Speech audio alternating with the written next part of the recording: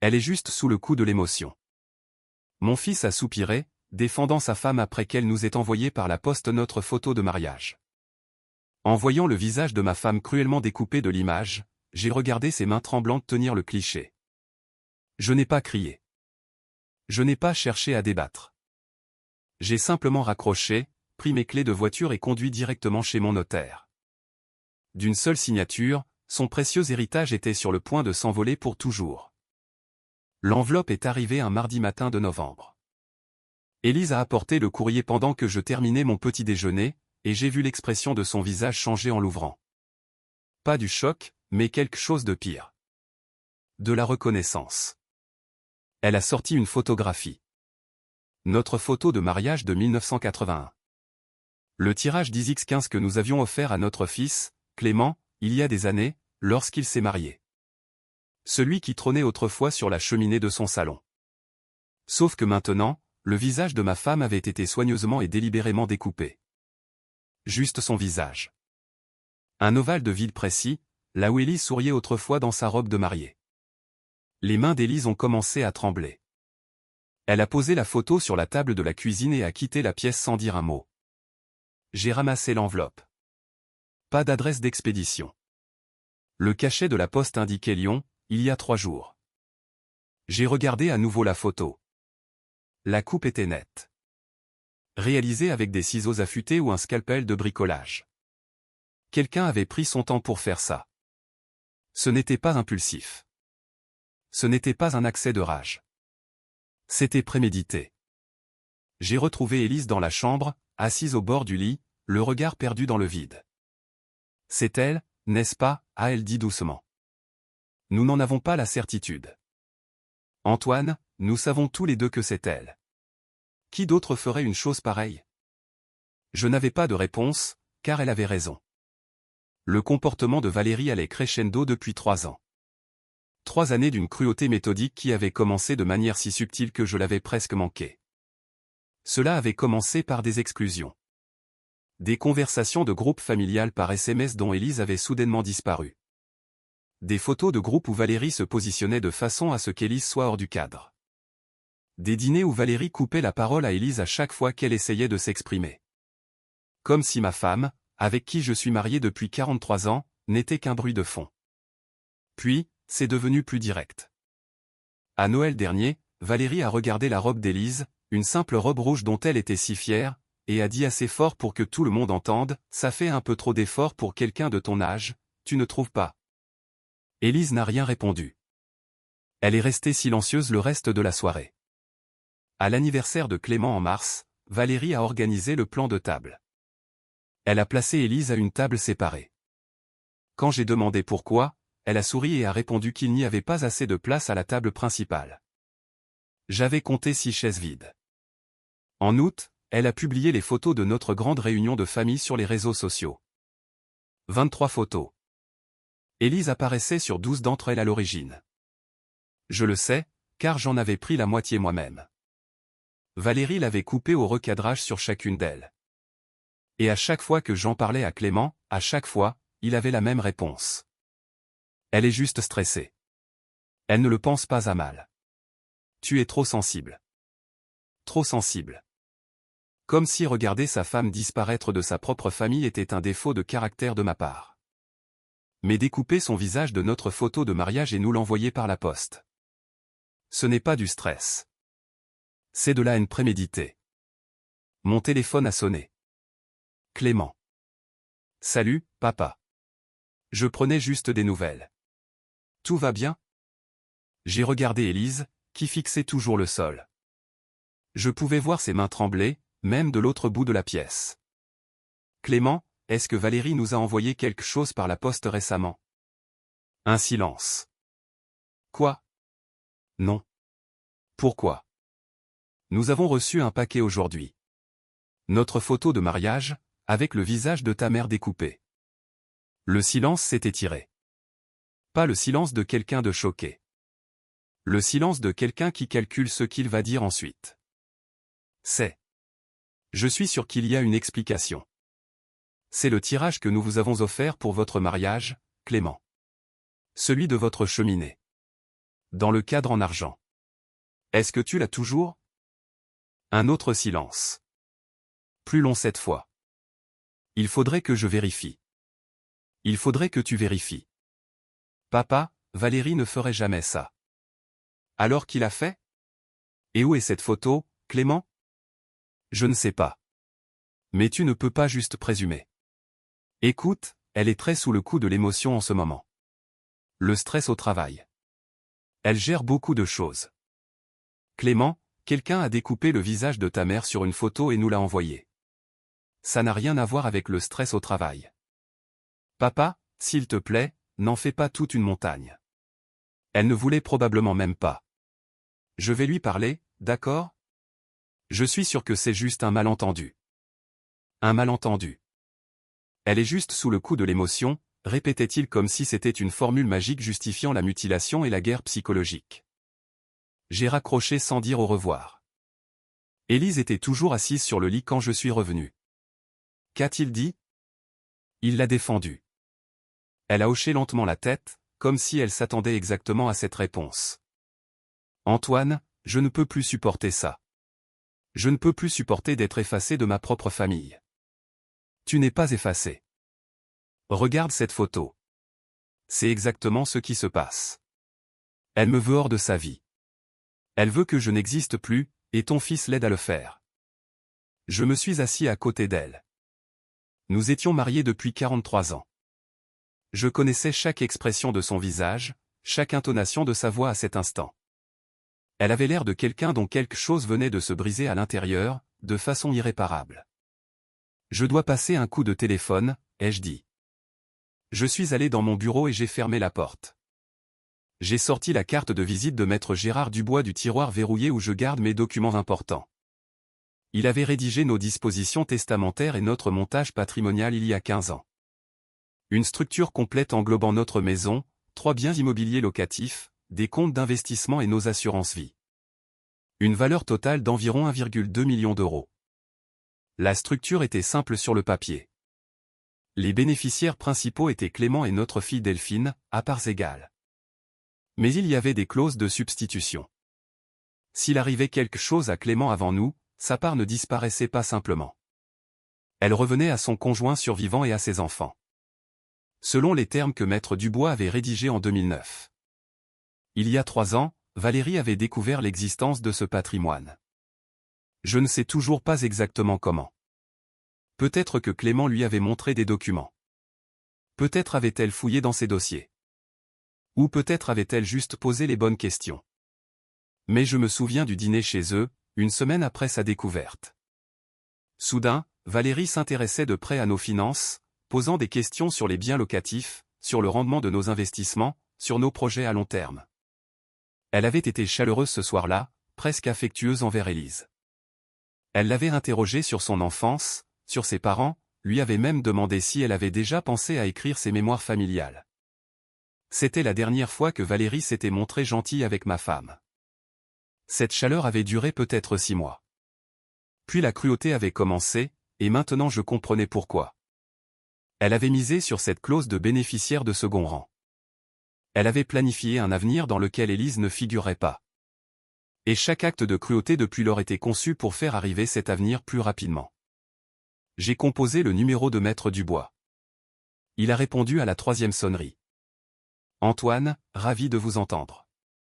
Que puis-je faire pour vous? J'ai besoin de modifier mes dispositions testamentaires aujourd'hui, si possible. De quel type de modification parlons-nous?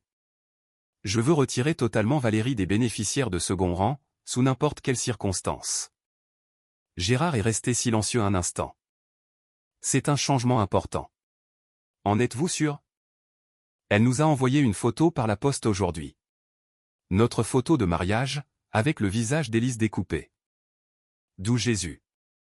Je peux préparer les documents pour 15 heures. Venez à mon étude. J'ai raccroché et je suis resté assis là un moment, à regarder la photo sur mon bureau. Une autre photo de mariage, intacte dans un cadre en argent. Élise a 21 ans, radieuse dans sa robe. Moi à 24 ans, essayant de ne pas avoir l'air trop nerveux dans mon costume de location. C'était il y a 43 ans en décembre. Quelqu'un avait voulu détruire ça. Quelqu'un voulait effacer ma femme de l'existence et s'assurer que nous le sachions.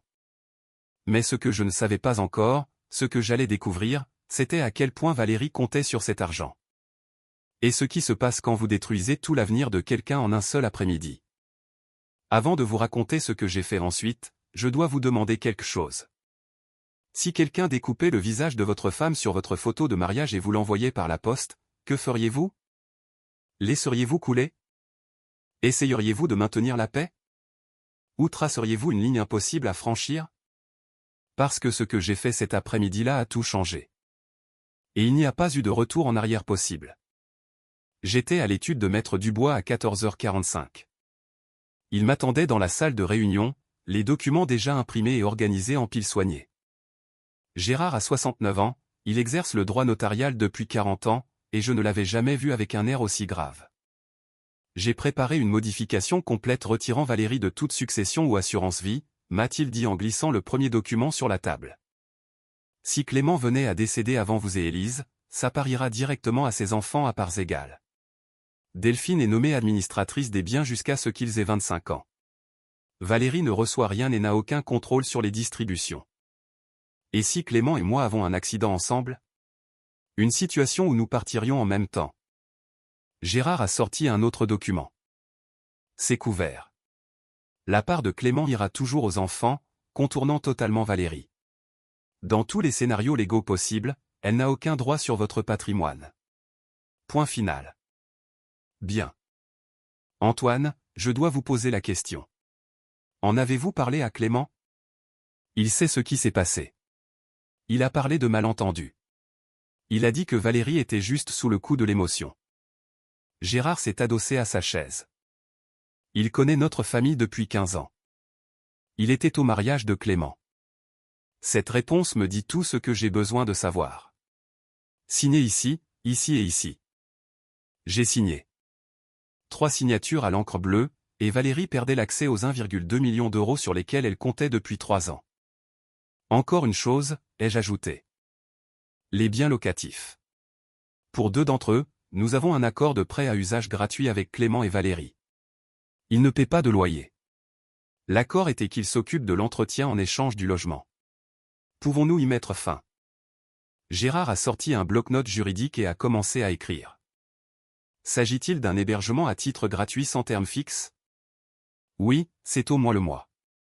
Alors vous pouvez y mettre fin avec une mise en demeure et un préavis de 30 jours. Aucune justification n'est requise, vous êtes le propriétaire. Je rédige les courriers de résiliation aujourd'hui. Faites-le, Arthur. Gérard a posé son stylo. Je veux m'assurer que vous comprenez bien ce que vous faites. Ce n'est pas qu'une question d'argent. Cela va fracturer votre famille. Clément va le percevoir comme une attaque. Clément a passé 3 ans à regarder sa femme torturer sa mère et à appeler ça du stress. Il a fait son choix. Maintenant, je fais le mien. Très bien. Les modifications sont effectives immédiatement après signature. À 16 heures, tout était bouclé. Document signé, authentifié, légalement contraignant et irréversible sans mon consentement explicite. Les lettres de résiliation pour les biens locatifs étaient rédigées et prêtes à être expédiées. Préavis de 30 jours, effectif au 15 décembre. Je suis rentré à la maison et j'ai trouvé Élise dans la cuisine en train de préparer du thé. Ses mains étaient plus stables maintenant, mais ses yeux étaient rouges.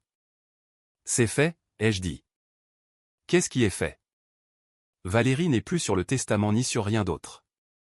S'il arrive quelque chose à Clément, elle n'aura rien. Ça pariera aux enfants et Delphine la gérera jusqu'à leur majorité. Élise a posé sa tasse de thé doucement, comme si elle avait peur de la briser. Antoine, c'est sa femme. C'est la femme qui a découpé ton visage sur notre photo de mariage. Clément va être fou de rage. Clément a eu l'occasion de régler le problème. Il a appelé ça un malentendu. Il l'a choisi elle, plutôt que toi. Et pour les petits-enfants? Ils sont protégés. Ils héritent de tout. Valérie n'aura simplement le contrôle sur rien. Elle ne pourra pas toucher un seul centime. Élise est restée silencieuse pendant un long moment, fixant son thé. Puis elle a dit, bien. Ce seul mot. En 43 ans de mariage, j'ai pu tout y entendre. Le soulagement, le chagrin, la gratitude, la perte. Ce soir-là, Delphine a appelé. Notre fille, âgée de 35 ans, vit à l'autre bout de la ville avec son mari Marc et leurs 2 enfants. Sa voix tremblait. « Papa, qu'est-ce qui s'est passé aujourd'hui? Je suis passé à la maison cet après-midi pour déposer des livres à maman. Elle m'a montré cette photo. Elle tremblait encore. Papa, 2 heures après l'avoir reçue, elle tremblait encore. Elle t'a dit ce que c'était? Votre photo de mariage, avec son visage découpé. Dis-moi que Valérie n'a pas vraiment fait ça.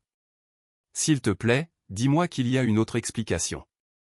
Je ne peux pas te dire ça, parce que c'est elle qui l'a fait. C'est de la folie. C'est sincèrement psychotique. » Qu'a dit Clément? Il a dit qu'elle était sous le coup de l'émotion. Que j'en faisais toute une montagne.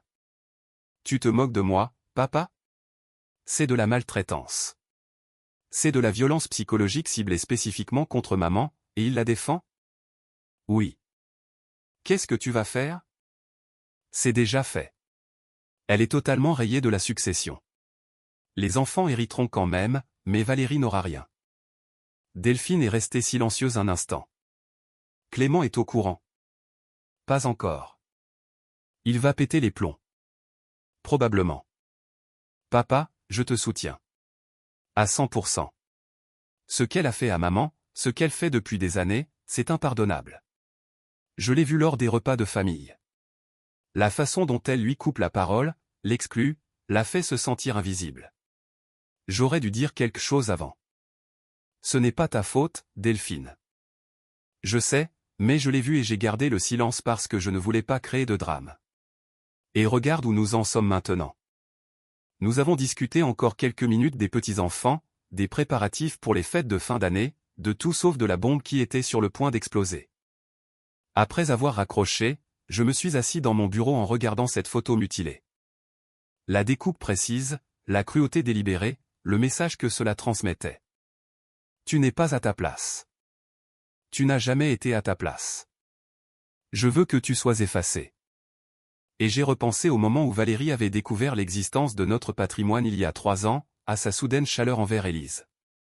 Ces questions sur nos finances, puis la campagne lente et systématique de cruauté qui avait suivi. Elle avait compté sur notre mort. À tous les deux, ou du moins à Élise. Elle avait construit un avenir dans sa tête où cet argent serait à elle, où Élise ne serait plus là, et où elle pourrait endosser ce rôle fantasmé de matriarche de la famille. Chaque photo recadrée, chaque commentaire cruel, chaque exclusion. Ce n'était pas juste de la méchanceté. C'était un entraînement. Elle effaçait Élise de l'histoire familiale pour que, le moment venu, quand Élise serait vraiment partie, personne ne se souvienne même qu'elle lui manquait. À 20 h, mon téléphone a sonné. Clément. Papa, j'ai parlé à Valérie. Elle dit qu'elle n'a pas envoyé cette photo. Elle n'a aucune idée de ce dont tu parles. Clément. Elle est blessée que tu puisses même l'accuser d'une chose pareille.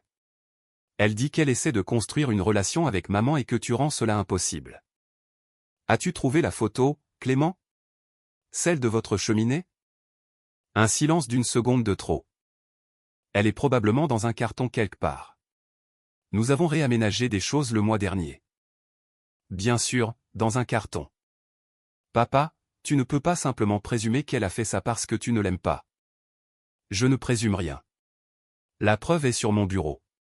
Notre photo de mariage mutilée, postée de Lyon il y a 3 jours. Et la seule personne ayant un mobile et un accès est ta femme. Un mobile? Quel mobile? Clément, arrête. Je ne vais pas avoir cette conversation. Ta femme est cruelle envers ta mère depuis 3 ans. C'était la goutte d'eau. La goutte d'eau? Qu'est-ce que ça veut dire? Ça veut dire que je suis allé chez le notaire aujourd'hui. Valérie n'est plus bénéficiaire d'aucune substitution sur nos biens. S'il t'arrive quelque chose, elle n'héritera de rien. Les enfants sont protégés, mais elle aura 0. Le silence fut absolu. Je pouvais l'entendre respirer. Tu as fait quoi? Je l'ai retiré de la succession. De tout. La maison, les propriétés immobilières, les assurances vie. Elle n'a aucun droit, sous aucune circonstance. Tu ne peux pas faire ça. Je peux, et je l'ai fait. C'est enregistré et légalement irrévocable. Papa, c'est notre plan de retraite. Nous comptions là-dessus. Il s'est arrêté, mais il était trop tard. La vérité avait éclaté. Vous comptions sur ma mort, ai-je dit doucement. Ce n'est pas ce que je voulais dire. Je voulais dire que nous avons planifié sur le long terme, en intégrant ce que nous pourrions éventuellement hériter dans notre stratégie financière. C'est normal. Tout le monde fait ça. Tout le monde planifie sa retraite en fonction du décès de ses parents? Tu déformes mes propos. Je ne fais que les répéter. Tu as dit que vous aviez compté là-dessus, Clément. Compté sur mon héritage. Et c'est pour ça que Valérie s'intéresse tant aux détails de notre patrimoine depuis 3 ans. Elle a planifié son avenir autour de ma mort et de l'absence d'Élise. Ce n'est pas juste. Juste? Ta femme a découpé le visage de ta mère sur une photo. Ne me parle pas de ce qui est juste. Papa, s'il te plaît. Tu fais une énorme erreur. Ça va détruire notre famille. Ta femme l'a déjà fait. Je ne fais que protéger ce qu'il en reste. J'ai raccroché. Élise est apparue dans l'encadrement de la porte. J'ai entendu. Il a admis qu'il comptait sur l'héritage, qu'ils avaient planifié leur retraite autour de ça. Je sais. J'ai entendu cette partie aussi. Elle est venue s'asseoir dans le fauteuil en face de mon bureau. Antoine, qu'avons-nous fait? Nous t'avons protégé, c'est tout. À quel prix? Je n'avais pas de réponse à cela. Pas encore. Les répercussions se sont produites par étapes, chacune pire que la précédente. D'abord, Clément a cessé d'appeler. Un silence total. Plus de SMS, plus d'appels, plus rien. Comme si nous avions cessé d'exister. Ensuite, Valérie a pris le relais. Cet appel en 2 jours. Que j'ai tous rejeté. Puis les SMS ont commencé à pleuvoir. Nous devons parler. C'est un malentendu. Vous détruisez cette famille pour rien. Élise vous manipule, vous ne voyez pas? Pensez à Lucas. Pensez à votre petit-fils. Vous lui faites du mal. Ce dernier message m'a fait poser le téléphone avant que je ne dise quelque chose que je regretterais. Valérie n'avait pas le droit d'utiliser mon petit-fils comme moyen de pression. Pas après ce qu'elle avait fait. Le 4e jour, ils se sont présentés à la maison. J'étais dans le garage, en train de ranger des outils, quand j'ai entendu la sonnerie. Élise a ouvert. À travers la porte restée entr'ouverte, j'ai entendu la voix de Valérie, forte et insistante. Élise, nous devons clarifier ça. Antoine prend des décisions basées sur de fausses informations. Vous devez m'aider à arranger ça. Je suis entré dans le salon. Valérie se tenait dans l'entrée, vêtue d'un pull crème et d'un jean sombre, l'air maître d'elle-même. Clément était derrière elle, les mains dans les poches, l'air mal à l'aise.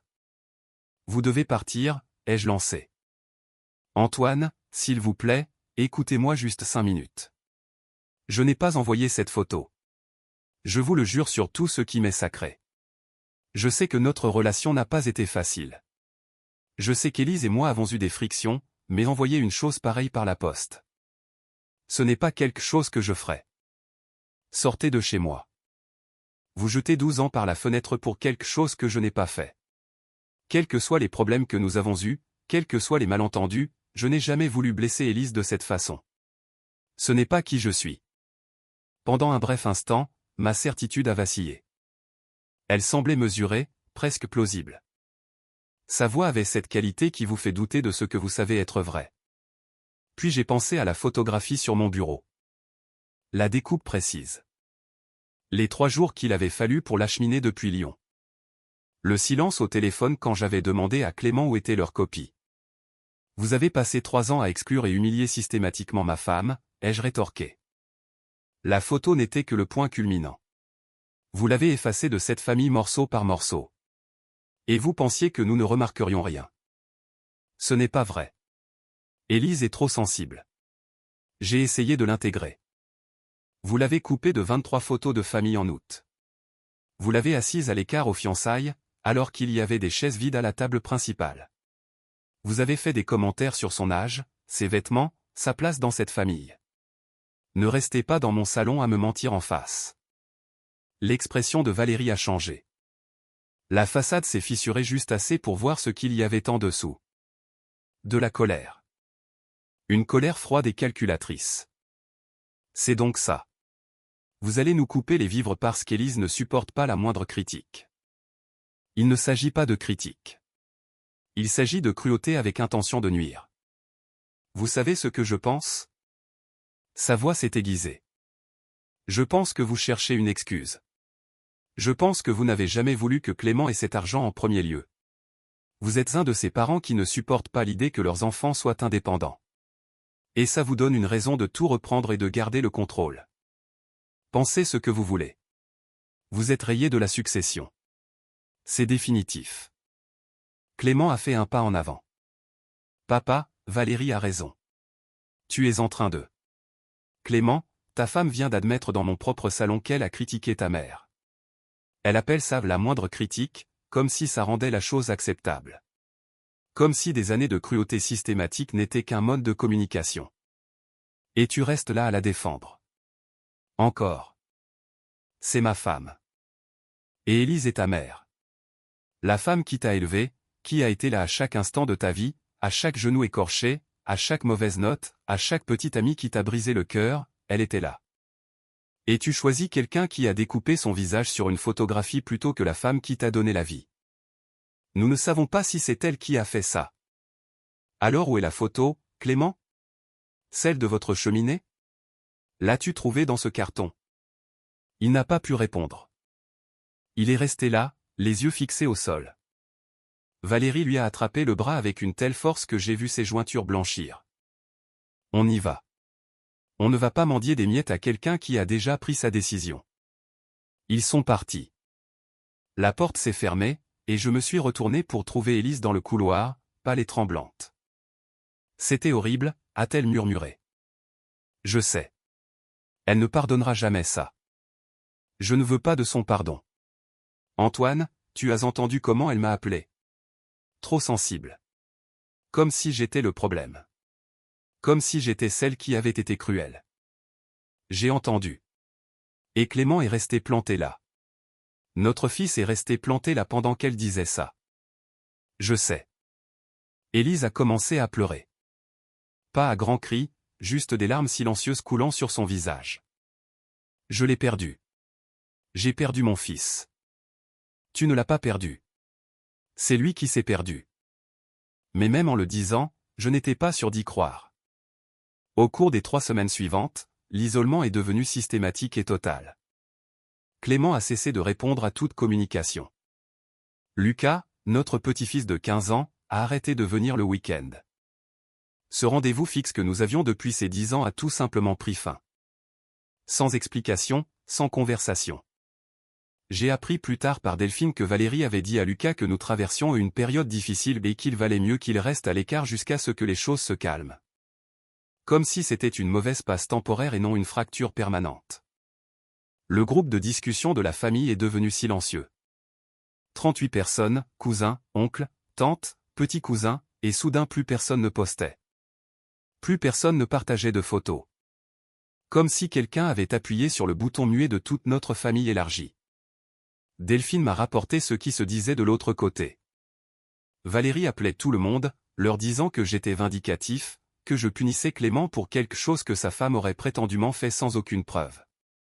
Elle disait qu'Élise avait toujours été jalouse de sa relation avec Clément, et que c'était juste une excuse pour les séparer. Certains y croyaient. L'oncle Robert pensait que je réagissais de manière excessive. La cousine Julie a dit qu'une thérapie familiale aiderait peut-être. Valérie est douée pour ça. Elle se posait en victime.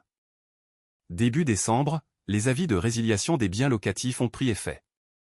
Clément et Valérie avaient 30 jours pour libérer le logement de 3 pièces qu'ils occupaient gratuitement depuis 4 ans, ou commencer à payer le loyer du marché, soit 2 000 € par mois. Clément a appelé. C'était la première fois que j'entendais sa voix depuis 3 semaines. Papa, l'avis d'expulsion. Tu vas vraiment faire ça? La propriété est à mon nom. Je mets fin à l'accord. On ne peut pas se permettre 2 000 € par mois en ce moment. On a déjà du mal à joindre les deux bouts. Alors quittez les lieux. C'est de la vengeance pure.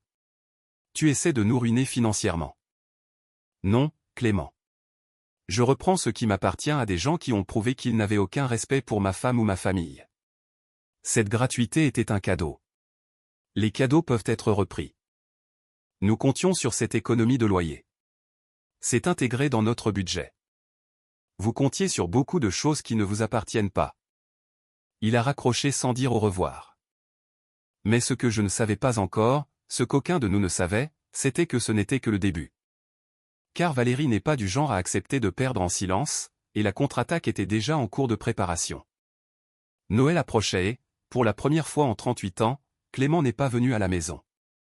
Pas d'appel, pas d'explication, juste le vide là où résidait autrefois la tradition.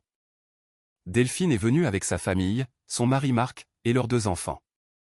Nous avons dîné, échangé des cadeaux, essayé de faire semblant que tout était normal, mais il y avait une chaise vide à la table et tout le monde la remarquait. Après le départ de tous, Élise a pleuré dans la chambre. De lourds sanglots déchirants qui secouaient tout son corps. « J'ai perdu mon fils », a-t-elle répété. « J'ai perdu Lucas. J'ai perdu Noël. » Je l'ai serré dans mes bras sans rien dire, car il n'y avait rien à dire qui puisse apaiser cette douleur. Puis, début janvier, Delphine a appelé. Sa voix était tendue. « Papa, il faut que tu saches quelque chose. » Valérie a déposé un signalement. Un signalement pourquoi? Pour abus de faiblesse sur personnes vulnérables.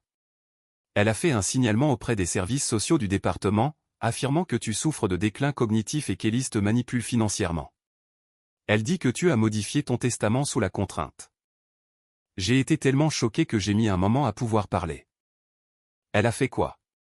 Les services sociaux ont appelé Clément pour l'interroger. Il m'en a parlé hier. Il avait l'air mal à l'aise, mais il a joué le jeu. Il a confirmé que tu avais un comportement erratique, prenant des décisions financières soudaines, coupant les ponts avec des membres de la famille. C'est de la folie. J'ai 66 ans. Je gère 3 biens immobiliers. Je gère des investissements. J'ai toute ma tête. Je le sais. Mais Valérie est en train de monter un dossier. Elle prétend qu'Élise t'a isolé. Que tu as modifié ton testament pour avantager Élise au détriment de Clément. Que c'est un cas d'école d'exploitation financière d'un adulte vulnérable. J'ai modifié mes dispositions parce que Valérie a découpé le visage d'Élise sur notre photo de mariage. Je sais, mais elle nie ça. Et sans preuve, c'est ta parole contre la sienne. Nous avons la photo. Mais as-tu des preuves que c'est elle qui l'a envoyée? Des aveux? Quoi que ce soit qui la relie directement à cet acte. Je n'ai pas répondu, car nous savions tous les deux que non. Papa, les services sociaux vont vouloir t'auditionner. Ils vont évaluer tes capacités cognitives. C'est très sérieux.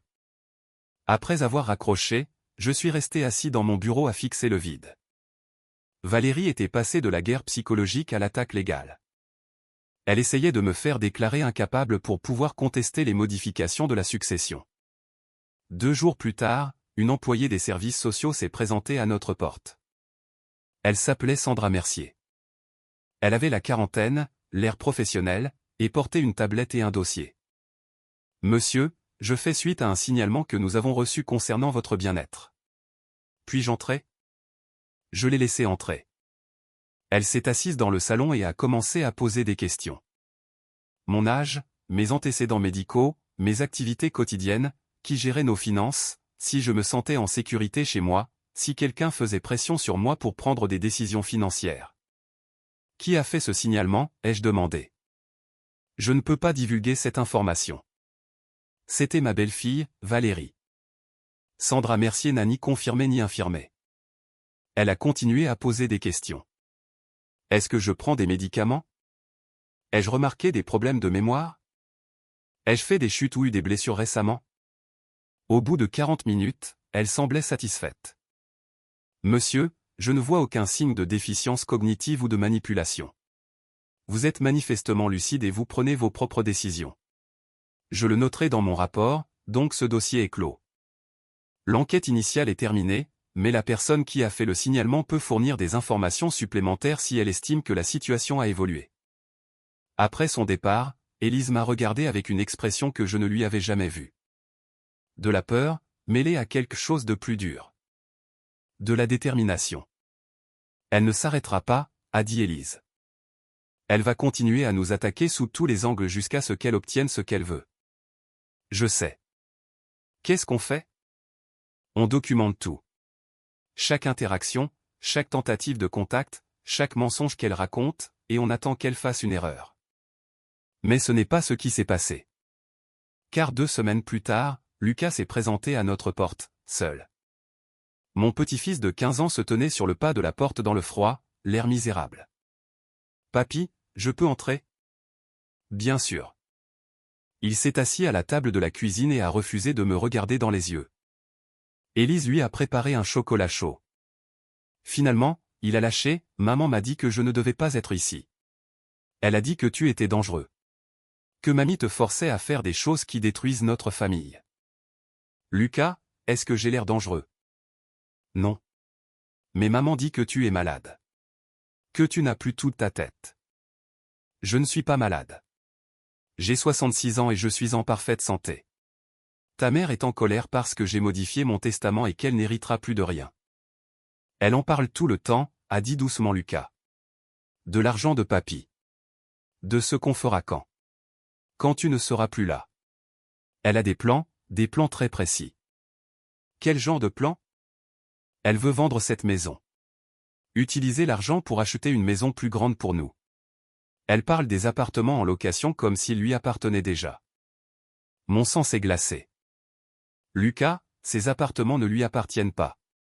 Ils sont à moi, et plus tard, ils iront à ta sœur et à toi, pas à ta mère. Elle ne le sait pas encore. Papa refuse de lui dire. Il dit que ça aggraverait les choses. Après que Lucas soit parti en promettant de revenir bientôt, j'ai appelé Maître Dubois. Elle a fait un signalement pour abus de faiblesse, lui ai-je expliqué. Elle essaie de me faire déclarer incapable. Les services sociaux vous ont interrogé? Oui. L'assistante sociale n'a rien trouvé à redire. Parfait. Conservez bien ce rapport. Si elle essaie de contester le testament plus tard, ce document sera primordial. Gérard, elle ne s'arrêtera pas. Je sais, ce genre de profil ne s'arrête jamais. Mais vous avez fait les choses dans les règles. Le montage juridique est inattaquable. Continuez de tout archiver et n'entrez pas dans son jeu. Mais ne pas entrer dans son jeu était impossible, car la contre-attaque de Valérie n'était pas seulement juridique, elle était sociale, et elle était sur le point d'empirer. En février, j'ai eu des nouvelles par Delphine. Clément et Valérie avaient dû quitter la maison qu'on leur prêtait. Ils louaient maintenant un endroit plus petit à l'autre bout de la ville. L'argent se faisait rare. Le logement gratuit sur lequel ils comptaient s'était envolé. L'héritage autour duquel ils avaient planifié leur vie n'existait plus pour eux. Valérie était enragée. Delphine m'a dit qu'elle racontait à tout le monde que j'avais détruit leur avenir financier par pure méchanceté. Certains la croyaient. En mars, je suis tombé sur Marguerite Leroy au supermarché. Notre voisine depuis 19 ans. Elle a arrêté son chariot en me voyant. Antoine, j'ai appris ce qui s'est passé avec Clément et Valérie. Je suis navré. Les nouvelles vont vite. Je dois vous dire quelque chose. J'aurais dû le dire avant. Marguerite avait l'air mal à l'aise. J'étais chez vous au repas de Pâques l'an dernier, avant que tout ça n'éclate. J'ai vu comment cette femme traitait Élise. J'ai voulu intervenir, mais je ne savais pas si c'était ma place. Qu'avez-vous vu? Elle a forcé Élise à manger dans la cuisine. Elle a dit qu'il n'y avait plus de place à table. Mais Antoine. Il y avait 2 chaises vides. Je les ai comptées. J'ai regardé Élise manger seule dans la cuisine pendant que tout le monde riait dans la salle à manger. Ça m'a rendu malade. Pourquoi n'avez-vous rien dit? Parce que je me suis dit que je jugeais peut-être mal la situation. Qu'il y avait peut-être un contexte qui m'échappait. Mais je ne me suis pas trompé, n'est-ce pas? Non, vous ne vous êtes pas trompé. Je m'en veux de m'être tu. Je m'en veux d'avoir laissé faire ça sous votre toit. Après le départ de Marguerite, je suis resté dans le rayon des céréales pendant 1 minute entière, juste à respirer. Un témoin. Quelqu'un d'extérieur à la famille qui l'avait vu, qui pouvait confirmer que tout cela n'était pas dans notre tête, que la cruauté de Valérie était réelle, visible, et avérée. En avril, Lucas m'a appelé depuis le téléphone de Delphine. Maman a bloqué ton numéro sur mon portable, m'a-t-il avoué. Je suis désolé, papy. J'ai essayé de lui faire débloquer, mais elle refuse. Ce n'est pas grave, Lucas. Ce n'est pas de ta faute. Elle dit que tu essaies de me monter contre elle. Que tu me manipules tout comme mamie te manipule. Tu crois ça? Non, mais c'est dur, papy. Elle pleure tout le temps à cause de ça. Elle agit comme si tu étais un monstre qui essaie de détruire notre famille. Et papa est d'accord avec tout ce qu'elle dit. Ton père est dans une position difficile. Non, ce n'est pas vrai. C'est juste un lâche. La voix de Lucas s'est brisée. Il sait ce qu'elle a fait. Il sait que c'est elle qui a envoyé cette photo. Je les ai entendus se disputer à ce sujet l'autre nuit. Elle l'a avoué. Elle a dit qu'Élise l'avait mérité. Et papa? Il lui a juste dit de baisser la voix pour que je n'entende pas. Tout s'est arrêté. Lucas, es-tu absolument sûr de ce que tu as entendu? Je l'ai enregistré sur mon téléphone. J'allais te l'envoyer, mais j'avais peur. Tu veux que je te l'envoie maintenant? Oui. Envoie-le sur le numéro de Delphine tout de suite. 10 minutes plus tard, Delphine m'a transféré un fichier audio. La voix de Valérie était claire. Elle l'a mérité, Clément. Ta mère fait comme si c'était la parfaite matriarche, mais elle n'est rien. C'est juste un meuble. Et quand ton père mourra, je serai la seule à rester debout. La réponse de Clément était plus faible. Tu ne peux pas dire des choses pareilles où Lucas pourrait t'entendre. Je me fiche de qui entend. Élise doit comprendre qu'elle n'est plus à sa place dans cette famille. Je l'ai écoutée 3 fois. À chaque écoute, les mots frappaient plus fort. Élise l'a entendu lors de la 4e écoute. Elle se tenait dans l'encadrement de la porte de mon bureau. Pâle. C'est elle? Oui. Elle l'a avoué. Et Clément savait. Oui. Élise s'est assise lourdement. Tout ce temps. Tous ces mois où ils ont nié. Où Clément l'a défendu. Où Valérie m'a traité de manipulatrice et de personne trop sensible. Et il savait. Il a su depuis le début. J'ai appelé Maître Dubois sur le champ. J'ai une preuve. Un enregistrement de Valérie admettant qu'elle a envoyé la photo, admettant qu'elle essaie d'effacer Élise de la famille. Envoyez-le-moi. Je l'ajouterai au dossier notarial. Si elle essaie de contester quoi que ce soit, nous utiliserons ça. Mais je ne voulais pas seulement l'archiver. Je voulais que Clément l'entende. Je voulais le confronter à ce qu'il avait cautionné. J'ai conduit jusqu'à leur nouvelle maison en location. C'était plus petit que leur ancien chez eux. Le jardin était négligé. J'ai sonné à la porte. Clément a ouvert. Il avait l'air fatigué. « Papa, qu'est-ce que tu fais là? J'ai besoin que tu écoutes quelque chose. » J'ai sorti mon téléphone et appuyé sur lecture. La voix de Valérie a rempli l'air. Elle l'a mérité, Clément. Ta mère fait comme si c'était la parfaite matriarche, mais elle n'est rien. Clément s'est jeté sur mon téléphone, mais je l'ai retiré. L'enregistrement a continué de tourner. Point quand ton père mourra, je serai la seule à rester debout. Élise doit comprendre qu'elle n'est plus à sa place. Arrête ça. Le visage de Clément est devenu écarlate. Arrête ça tout de suite. Tu savais, ai-je dit doucement. Tu savais depuis le début. Et tu m'as regardé dans les yeux en appelant ça un malentendu. Papa, ce n'est pas si simple. Si, ça l'est. Ta femme a torturé ta mère pendant 3 ans. Elle a découpé son visage de notre photo de mariage. Elle l'a admis. Tu l'as entendu l'admettre. Et tu l'as choisi quand même. C'est ma femme. Et Élise est ta mère. La femme qui a veillé sur toi toutes les nuits pendant 2 semaines quand tu as eu une pneumonie à l'âge de 7 ans. La femme qui conduisait 4 heures aller-retour chaque week-end quand tu étais à l'université et que tu avais besoin de bons repas maison. La femme qui a organisé ton mariage, qui a gardé ton fils tous les vendredis pendant 5 ans, qui t'a aimé inconditionnellement pendant 38 ans. Et tu as choisi quelqu'un qui veut l'effacer de l'existence. Tu ne comprends pas la situation dans laquelle je suis. Je comprends parfaitement. Tu es financièrement dépendant d'un futur héritage qui n'existe plus. tu es coincé dans un mariage avec une personne cruelle. Et au lieu de lui tenir tête, tu l'encourages. Tu es complice de chaque chose qu'elle a faite à ta mère. Sors de chez moi. Ce n'est pas chez toi, Clément. Tu es en location parce que la gratuité de ton logement a disparu, parce que l'héritage sur lequel tu comptais s'est volatilisé. Parce que l'avenir que tu as planifié autour de ma mort n'arrivera jamais. Les mains de Clément tremblaient. J'ai essayé de protéger tout le monde. J'ai essayé de maintenir la paix. On ne peut pas maintenir la paix avec quelqu'un qui est en guerre. On ne peut que choisir son camp. Et tu as choisi le mauvais. Je suis parti, je suis monté dans ma voiture, et je suis rentré chez moi. Élise m'attendait. Que s'est-il passé? Il savait. Il a su depuis le début. Et il l'a choisi malgré tout. Alors c'est ça. Nous l'avons perdu. Oui. Élise a hoché lentement la tête. Elle n'a pas pleuré cette fois-ci. Elle est restée assise, regardant par la fenêtre le jardin qu'elle avait planté il y a 43 ans, quand nous avons emménagé dans cette maison. Il faut que tu saches quelque chose, a-t-elle fini par dire.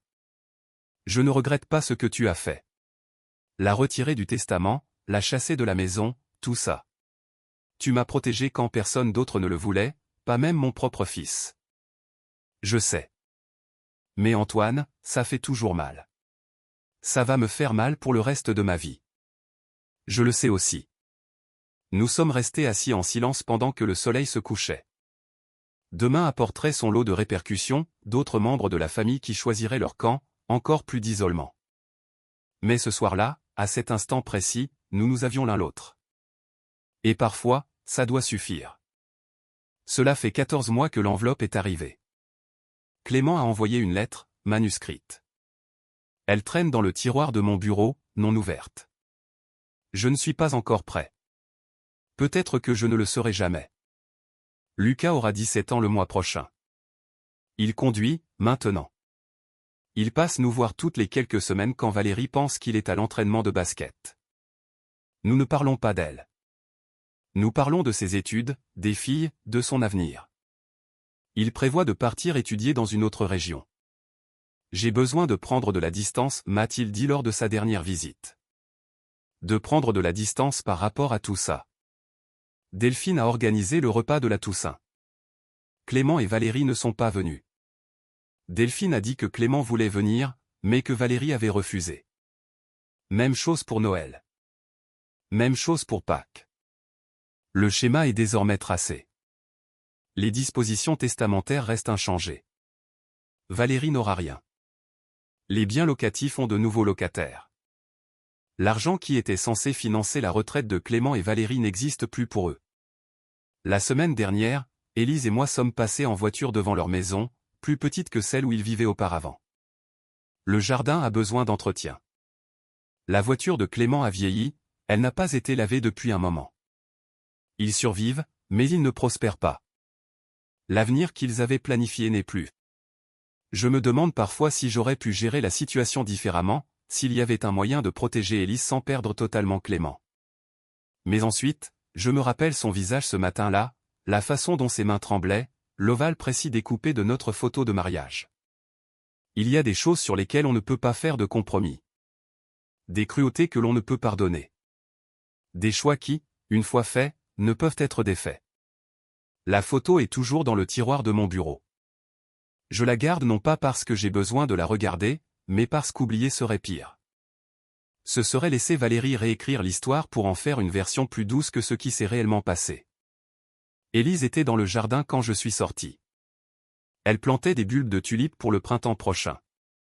43 ans dans cette maison, et elle plante toujours des tulipes chaque automne, même si les chevreuils en mangent la moitié. Tu penses à lui, a-t-elle lancé sans lever les yeux.